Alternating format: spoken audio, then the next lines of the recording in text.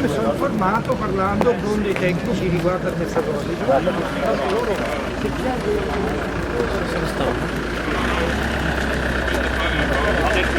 Mi chiamo Tandin Franco, sono stato un socio dell'Anton Veneta, attualmente sono socio della Save, in cui il presidente è Marchi e che ha un ruolo importante nelle operazioni di oggi. Infatti oggi c'è un aumento di capitale sociale, è richiesto un aumento capitale sociale di 1 miliardo di euro. La particolarità però è che, come si vede da questa visura camerale, il 22 gennaio 2015 sono state date impegno, azioni da parte dell'FT, società FT, per 300 milioni di euro.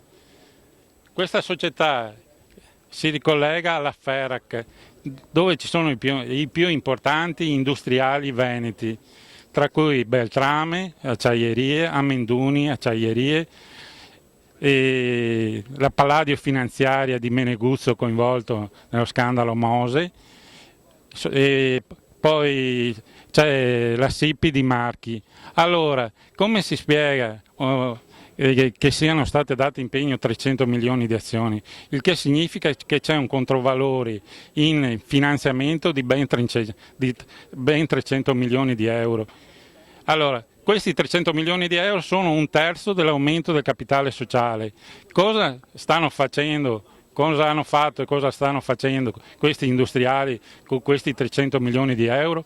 Forse si comprano la banca in svendita?